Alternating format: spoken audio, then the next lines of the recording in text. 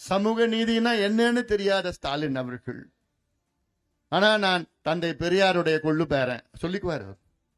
அண்ணாவுடைய பேரன், கலைஞருடைய பையன். அவங்க பேர் கூட பயன்படுத்தக்கூடாது. பெரியார் அவர்களும் அண்ணா அவர்களும் கலைஞர் அவர்களும் சமூக நீதிக்காக நின்றவர்கள். ஆனால் ஸ்டாலின் அவர்களே, உங்களுக்கும் சமூக நீதிக்கு என்ன சம்பந்தம் இருக்கியா? எவ்வளவு பெரிய துரோகத்தை தமிழ்நாட்டுக்கு நீங்க செஞ்சிட்டு இருக்கிறீங்க. உங்ககிட்ட அதிகாரம் இருந்தும் கணக்கெடுப்பு நடத்த நீங்கள் மறுக்கிறீர்கள், தயங்குறீர்கள் தான் சொல்ல மாட்டேன். அவருக்கு நல்லா தெரியும். இந்தியாவில் 7 மாநிலங்கள்ல கணக்கெடுப்பு நடத்தி முடிச்சுட்டாங்க. நடத்தி முடிச்சு அங்க இடஒதுக்கீட்டை உயர்த்தி இருக்கின்றார்கள். இன்னொன்னு நான் கேட்கிறேன், திமுக கூட்டணியில் இருக்கின்ற கட்சிகளை நான் கேட்கிறேன். இப்போ அண்ணன் வைகோ இருக்கிறார், மதிமுக. அவர் நான் தந்தை பெரியார் வழியில் வந்தவன் என்று பல முறை சொல்லியிருக்கின்றார். அது நான் ஏத்துக்கிறேன். சமூக நீதி என் உயிர் மூச்சு என்று வைகோ சொல்றார், நான் ஏத்துக்கிறேன். வைகோ அவர்களை நான் கேட்கிறேன், அண்ணன் வைகோ அவர்களே, தமிழ்நாட்டிலே சமூக நீதி நிலைநாட்ட வேண்டும் என்றால் அடிப்படையில எந்தெந்த சமூகங்கள், எந்தெந்த சமுதாயங்கள் என்ன நிலையில் இருக்கிறது என்று தெரிந்து கொள்ள தமிழ்நாட்டில் சாதிவாரி கணக்கெடுப்பு நடத்த வேண்டுமா இல்ல? அது ஏன் நீங்க அழுத்தம் கொடுக்கல? அது ஏன் நீங்க வலியுறுத்தல? அது ஏன் நீங்க உங்களுடைய முதலமைச்சர் கூட்டணி கட்சியின் தலைவர் ஸ்டாலின் அவர்களை பார்த்து ஏன் நீங்க போராடல, அழுத்தம் கொடுக்கல? ஏ அடுத்தது நான் கேட்கிறேன், திருமாவளவன் அவர்களை நான் கேட்கிறேன், நீங்க ஏன் தமிழ்நாட்டில் சாதிவாரி கணக்கெடுப்பு நடத்தணும்னு ஏன் நீங்க அழுத்தம் கொடுக்கல, ஏன் வலியுறுத்தல?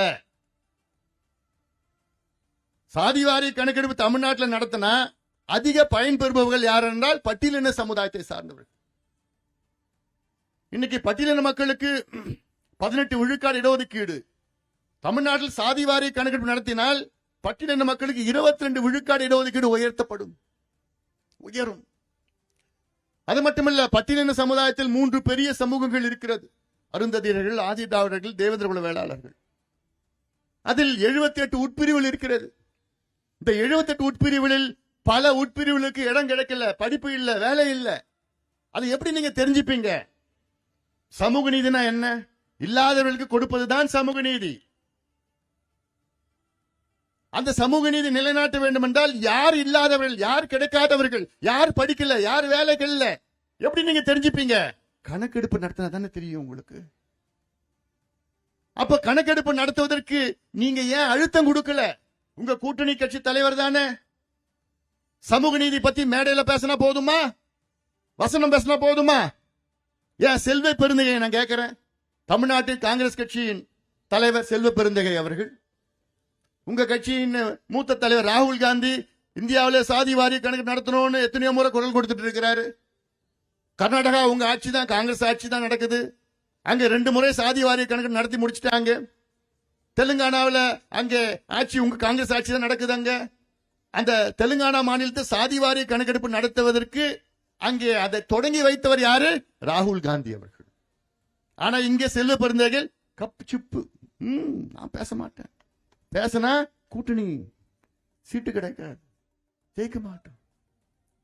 அப்ப எதுக்கே உங்களுக்கு எல்லாம் சமூக நீதி பத்தி பேசுறீங்க? எதுக்கே பேசுறீங்க நீங்களா? நம்மளோட ஈஸ்வரன் அவர்கள் கொங்கு மக்கள் கட்சி, ஏன் நீங்க பேச மாட்டீங்க? ஏன் அழுத்தம் கொடுக்க மாட்டீங்க? இன்னொன்னு கேட்கிறேன், திராவிட கழகத்தின் தலைவர் கி வீரமணி அவர்கள், நான் தந்தை பெரியாருடைய வாரிசு என்று சொல்கின்றவர், இன்னைக்கு வரைக்கும் வாயை கூட திறக்கல. இப்ப இருக்கிற கணக்கெடுப்பு வெள்ளக்காரன் 1931 எடுத்த கணக்கெடுப்பு வச்சுதான் இன்னைக்கு ஓட்டிட்டு இருக்கிறாங்க. 90 ஆண்டுகளுக்கு முன்பு எடுத்த கணக்கெடுப்பு என்ன இருக்கும், எப்படி இருக்கும்? ஒண்ணுமே இருக்காது. 7 மாநிலங்கள்ல நடத்தி முடிச்சுட்டாங்க, 2 மாசம் தான் நடத்துவதற்கு. ஆனா கி வீரமணி அவர்கள் இன்னைக்கு வரைக்கும் வாயை கூட திறக்க மாட்டார். நான் திராவிட கழகம், தந்தை பெரியார், சமூக நீதி எல்லாம் வசனம் பேசுவேன். ஏன் நீங்க அழுத்தம் கொடுக்க மாட்டீங்க? ஆனா இதே வீரமணி அவர்கள் ஜெயலலிதா அம்மையாருடைய முதல் ஆட்சி காலத்தில் ஜெயலலிதா அம்மையாரை அழுத்தம் கொடுத்து பிறகு நம்முடைய தமிழ்நாட்டினுடைய 69 விழுக்காடு இடஒதுக்கீட்டுக்கு பாதுகாப்பு, அதாவது 9வது அட்டவணையில பாதுகாப்பு வழங்கப்பட்டது. நாடாளுமன்றத்திலே அரசியல் சாசன சட்ட திருத்தம், கான்ஸ்டிடியூஷனல் அமெண்ட்மெண்ட் கொண்டு வந்தாங்க. அந்த அம்மா கொண்டு வரல. அந்த அம்மா அழுத்தம் கொடுத்தாங்க நரசிம்மராவ் அவர்களுக்கு. அழுத்தம் கொடுத்து தமிழ்நாட்டுடைய 69 விழுக்காடு இடஒதுக்கீட்டு 9 அட்டவணையிலே பாதுகாப்பு வழங்கியது முன்னாள் முதலமைச்சர் ஜெயலலிதா அம்மையார் அவர்கள் தான். இது எத்தனை அதிமுக தெரியுதான்னு தெரியல எனக்கு. தமிழ்நாடு மக்கள் காலகாலமா அந்த அம்மா மறக்க கூடாது. இது எவ்வளவு பெரிய ஒரு சமூக நீதி போரை வென்றார்கள். ஆனா அப்போ வீரமணி அவர்கள் ஜெயலலிதா அம்மையாருக்கு ஆலோசகராக இருந்தார். அழுத்தம் கொடுத்துதான் இதை கொண்டு வந்தாங்க. அதே வீரமணி அவர்கள் இன்னைக்கு ஏன் நீங்க அமைதியா இருக்கிறீங்க, ஏன் மௌனமா இருக்கிறீங்க? எவ்வளவு பெரிய ஒரு அநீதியை ஸ்டாலின் அவர்கள் இன்னைக்கு செய்து கொண்டிருக்கின்றார். தமிழ்நாட்டு மக்களுக்கு கணக்கெடுப்பு நடத்த ஏன் தயங்குறீங்க? இந்த கணக்கெடுப்பு நடத்தினா அடுத்த 50 ஆண்டு காலம் இந்த தரவுகளை வைத்து தமிழ்நாட்டை வேகமாக முன்னேற்றலாம். இது ஏதோ ஒரு ஜாதி பிரச்சனை கிடையாது. இது வன்னியர் பிரச்சனையோ, இது நாடார் பிரச்சனையோ, இது கவுண்டர் பிரச்சனையோ கிடையாது. தமிழ்நாட்டுடைய வளர்ச்சி பிரச்சனை, ஒட்டுமொத்த வளர்ச்சி இதில் தான் அடங்கியிருக்கிறது. நீங்க கணக்கெடுப்பு நடந்ததுன்னா தமிழ்நாடு அடுத்த 50 ஆண்டுகள் முன்னேற வேண்டிய தமிழ்நாடு 20 ஆண்டுகளில் முன்னேற்றம் அடையும். 20 ஆண்டுகள் முன்னேற்றம் அடையும். கணக்கெடுப்பு நடத்தினா போதும். என்ன கணக்கெடுப்பு நான் சொல்றேன்? தமிழ்நாட்டில் 2 கோடி குடும்பம் இருக்கு. 2 கோடி குடும்பத்தில் 2 கோடி குடும்பம் எந்த நிலையில இருக்குன்னு தெரியுது தான் கணக்கெடுப்பு. ஒரு வீட்டுக்கு போங்க, அந்த வீட்டில் எத்தனை பேர் இருக்கிறாங்க, என்ன மதத்தை சார்ந்தவர்கள், என்ன ஜாதியை சார்ந்தவர்கள், என்ன உட்பிரிவு, ஜாதினா அதுல உட்பிரிவு என்ன பிரிவு, இதை எடுத்துட்டு அந்த வீட்டுல எத்தனை பேர் இருக்காங்க, அந்த வீடு எப்படிப்பட்ட வீடு, சொந்த வீடா வாடகை வீடா, கல்லு வீடா குடிசை வீடா ஓட்டு வீடா, எத்தனை ஸ்கொயர் ஃபீட் வீடு, அந்த வீட்டுல எத்தனை பாத்ரூம் இருக்கு, பாத்ரூம்ல தண்ணி வருதா, குடிநீர் வருதா, மின்சாரம் இருக்குதா, இது எல்லாம் ஒரு கணக்கு. இது பிறகு அந்த வீட்டுல எத்தனை பேர் படிச்சிருக்கிறாங்க, எத்தனை பேர் பட்டதாரிகள், எத்தனை பேர் ஸ்கூலுக்கே போல, எத்தனை பெண்கள், எத்தனை ஆண்கள், எத்தனை பேர் அரசு வேலையில இருக்காங்க, எத்தனை பேர் தனியார் வேலையில இருக்கிறாங்க, அந்த வீட்டுல பைக் இருக்குதா, சைக்கிள் இருக்குதா, எத்தனை, இதெல்லாம் கணக்கெடுப்பு நடத்த 70 கேள்விகள் வச்சு கணக்கெடுப்பு நடத்தினா அந்த கணக்கெடுப்பு டேட்டா டேட்டா என்ட்ரியில் கம்ப்யூட்டர்ல போட்டா முடி திருத்துகின்ற சமுதாயம் பட்டன் நமக்குனா போதும். எத்தனை பேர் தமிழ்நாட்டில் முடி திருத்துகின்ற சமுதாயம் இருக்கின்றார்கள், அதுல எத்தனை பேர் படிச்சிருக்கிறாங்க, எத்தனை பேர் வேலையில இல்ல, எத்தனை பேர் பட்டதாரிகள், எத்தனை பேருக்கு மாசம் வருமானம் இவ்வளவுதான் இருக்கு.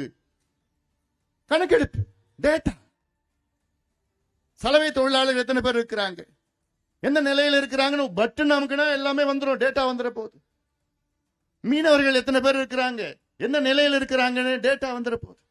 அப்படி நீங்க ஒவ்வொரு சமுதாயத்திற்கும் நீங்கள் அவங்கள எத்தனை பேர் படிக்கிறாங்க, இல்ல இடஒதுக்கீடு கொடுக்கலாம், கல்வியை கொடுக்கலாம், வேலை வாய்ப்பை உருவாக்கலாம், கடனை கொடுக்கலாம், வீடு கட்டி கொடுக்கலாம், எவ்வளவு செய்யலாம். அதுல அப்படி செய்தால்தான் வேகமாக தமிழ்நாடு முன்னேறும். நீ கொடுக்கிற 1000 ரூபாயில முன்னேறாது. நீ கொடுக்கிற 1000 ரூபாயில முன்னேறாது. கணக்கெடுப்பு நடத்தி மைக்ரோ லெவல் பிளானிங் துல்லியமா நீங்க திட்டமிட்டு துல்லிய விவரங்கள் தரவுகள் வைத்துதான் தமிழ்நாட்டினுடைய வளர்ச்சியை அடைய முடியும். சமீபத்தில் கேரளாவில் அறிவிச்சாங்க என்னன்னு, கேரளா தீவிர வறுமையில் இருந்து மீளப்பட்டிருக்கிறது. தீவிர வறுமைனா extreme poverty. Kerala extreme poverty free. எப்படி பண்ணிருக்காங்க? கணக்கெடுப்பு நடத்தி அதுல இருக்கின்ற 64,000 பேர் ஏதோ கண்டுபிடிச்சிருக்காங்க. அந்த 64,000 குடும்பத்தை கண்டறிந்து அவங்களுக்கு வேலையை கொடுத்து கடனை கொடுத்து உதவி செஞ்சு அவங்கள வறுமையிலிருந்து மீட்டெடுக்கிறாங்க. அப்ப என்ன வேணும் உங்களுக்கு? கணக்கெடுப்பு வேணும், டேட்டா வேணும். அந்த டேட்டாவுக்கு எதுக்கியா நீங்க தயங்குறீங்க? எதுக்கு நீங்க பயப்படுறீங்க? அதிகாரம் இருக்கு, எல்லாமே இருக்கு, மனசு இல்ல. ஏன் மனசு இல்ல? ஏன்னா உங்களை சுத்தி 4-5 வியாபாரிகள் இருக்கின்றார்கள். அமைச்சர்கள் என்ற போர்வையில 4 வியாபாரிகள். அந்த வியாபாரிகளுக்கு வியாபாரம் தவிர வேற சமூக நீதியோ எதுவும் தெரியாது. அவங்களுக்கு கணக்கு வேற கணக்கு. எப்படி சம்பாதிக்கலாம், எப்படி கொள்ளடிக்கலாம், சொத்துக்களை எப்படி கொள்ளடிக்கலாம், இப்படிதான் வியாபாரிகள் இருக்கிறாங்க. அப்படிப்பட்ட வியாபாரிகள்லாம் ஸ்டாலின் அவர்களை சுத்தி இருக்கின்ற நிலை. அதனால்தான் எடுக்க மாட்டார். இதுவே கலைஞர் இன்னைக்கு ஆட்சியில் இருந்தாருன்னா ஒரே நாள்ல எடுத்து கணக்கெடுப்பு நடத்தி முடிச்சுட்டு இருப்பார். அவருக்கு அந்த சமூக நீதி உணர்வு கலைஞர் அவர்களுக்கு நிறைய இருந்தது. ஆனா இவருக்கு ஸ்டாலின் அவருக்கும் சம்பந்தமே கிடையாது. அதான் எனக்கு வருத்தமா இருக்கு. எவ்வளவு இருக்கு அதிகாரம், எல்லாமே இருக்கு. நீதிமன்றமும் ஏத்துக்குச்சு. கணக்கெடுப்பு மாநில அரசும் கணக்கெடுப்பு நடத்தலாம்னு கர்நாடகா நீதிமன்றம் ஏத்துக்குச்சு, பீகார் நீதிமன்றம் ஏத்துக்குச்சு, ஏன் உச்ச நீதிமன்றமே ஏத்துக்குச்சு. ஆனா எனக்கு அதிகாரம் இல்லை அப்படின்னு பொய்யை சொல்லிக் கொண்டிருக்கின்ற முதலமைச்சர் ஸ்டாலின் அவர்களே, தமிழக மக்கள் உங்களை மன்னிக்கவே மாட்டாங்க. நீங்க செய்யறது தமிழ்நாட்டுக்கு சாதாரண துரோகம் கிடையாது. அதிகாரம் வைத்துக் கொண்டு எனக்கு அதிகாரம் இல்லை என்று பொய்யை சொல்லிக் கொண்டிருக்கின்ற முதலமைச்சர் ஸ்டாலின் அவர்களே, நிச்சயமாக வருகின்ற தேர்தலில் தமிழக மக்கள் உங்களுக்கு சரியான பாடத்தை புகுட்டு உங்களை ஆட்சியை விட்டு தூக்கி எறிவார்கள் தமிழக மக்கள். அது உறுதி உறுதி உறுதி. எல்லா தரப்பு மக்களும் இன்னைக்கு பாதிக்கப்பட்டிருக்கின்றார்கள். எல்லா தரப்பு மக்களும் பாதிக்கப்பட்டிருக்கின்றார்கள். இது செய்தால் போதும். இது மட்டும் இல்ல, நான் ஆசிரியர் கி வீரமணி அவர்களுக்கு ஒரு வேண்டுகோள்.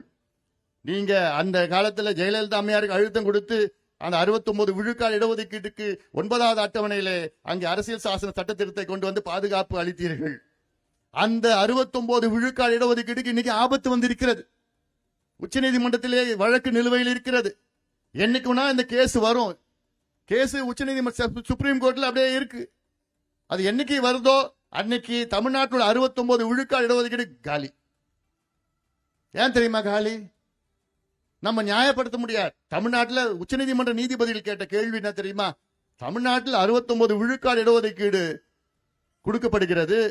தமிழ்நாட்டில் 69 விழுக்காடு மக்கள் தாழ்த்தப்பட்ட மக்கள், அதாவது பட்டியலின மக்கள், பழங்குடி மக்கள், மிக பிற்படுத்தப்பட்ட மக்கள், பிற்படுத்தப்பட்ட மக்கள், பிசி, எஸ்சி, எஸ்டி, எம்பிசி 69% இருக்கிறாங்களான்னு கேட்கணும். கேள்வி கேட்கிறாங்க ஜட்ஜுங்க. அது எப்படி நம்ம பதில் சொல்ல முடியும்? இருக்கிறாங்க யுவர் ஆனர் அப்படின்னு சொன்னா டேட்டா டேட்டா கேட்பாங்க. நம்ம ஆள் எங்க டேட்டா வச்சிருக்கிறாரு? 1931 டேட்டா வச்சிருக்கிறாரு. இதை ஏத்துப்பாங்களா நீதிமன்றம்? ஏத்துக்க மாட்டாங்க. உடனே கேன்சல்ட். 69% reservation cancel, only 50%. அப்போ இந்த நிலை தெரிந்தும் ஆசிரியர் கி வீரமணி அவர்கள் அமைதியாக இருக்கின்றார்கள். அப்பனா என்ன அர்த்தம்? என்ன அர்த்தம்?